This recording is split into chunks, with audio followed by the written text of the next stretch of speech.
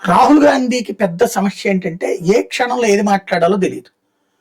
ఇప్పుడు ఆయన మన పాపం రేవంత్ రెడ్డి గారు ఏదో రాహుల్ గాంధీ గారిని ప్లీజ్ చేయడానికి, ఆయనకి కనీసం తినడానికి తిండి లేదు, ఉండటానికి ఇల్లు లేదు, అంత పేద కుటుంబం వాళ్ళది. అలాంటి కుటుంబం నుంచి వచ్చి ఈ దేశాన్ని పరిపాలించి దేశ సేవ చేసిన మహానుభావులు అని చెప్పి మహానుభావుడు వేరే పాట బాగా పాడారు.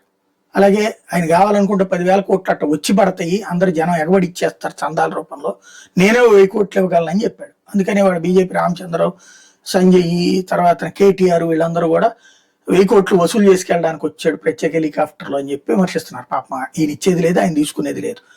అయితే గీతే ఒక 500 కోట్లు ప్రతి ఎలక్షన్ ఖర్చు పెడుతుంటే, అట్లాగే ఢిల్లీలో పార్టీ కార్యాలయ నిర్వహణకు అయ్యేటటువంటి ఖర్చులు అక్కడ కోశాధికారి అడుగుతారు, ఈయన పంపిస్తూ ఉంటాడు, అది సహజసిద్ధంగా జరిగిపోతుంది. అది పక్కన పెడితే ఇప్పుడు ఆయన రాహుల్ గాంధీ గారు మాట్లాడేది ఏంటి, ట్రంప్కి లొంగిపోయాడు మోడీ, అసలు ఈ దేశంలోనే యుద్ధం వస్తుందని. ఎవరు చేస్తారు యుద్ధం?